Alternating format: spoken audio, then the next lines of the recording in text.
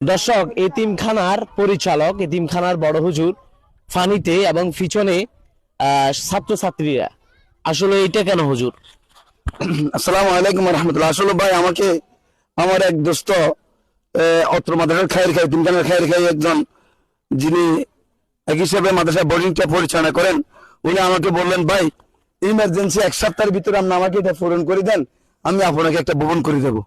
তো আমি দেশ এবং দেশের বাইরে যারা আছেন একেবারে আপনাদের কাছে আমার আকুল আবেদন, বিনীত অনুরোধ যে আমাকে যদি এই 60 থেকে 70 হাজার টাকার ব্যবস্থা করে দেন, তাহলে আমি অত্র মাদ্রাসা একটা ভবনের কাজে হাত দিতে পারি। আমি যেখান থেকে দেখতেছেন সকলের কাছে আমার একটা অনুরোধ থাকবে, এই অত্র এতিমখানার এতিম ছাত্র দিকে তাকে এলো এই 60-70 হাজার টাকার ব্যবস্থা যদি করে দেন আমাকে, তাহলে আমি শীঘ্রই একটা ভবনের কাজে হাত দিতে পারবো ইনশাআল্লাহ। তাই আমি যেখান থেকে আছেন সকলের কাছে অনুরোধ থাকবে আমাকে কিছু 60-70 হাজার টাকা সাহায্য করার জন্য। সকলের কাছে বিনীত অনুরোধ। আসসালামু আলাইকুম।